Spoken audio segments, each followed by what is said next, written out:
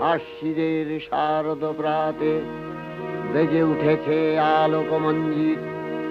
ধরণীর বহিরাকাশে অন্তরিত মেঘমালা, প্রকৃতির অন্তরাকাশে জাগরিত জ্যোতির্ময়ী জগন্মাতার আগমন বার্তা। আনন্দময়ী মহামায়ার পদধ্বনি অসীম ছন্দে বেজে উঠে রূপলোক ও রসলোকে আনে নবভাব মাধুরীর সঞ্জীবন।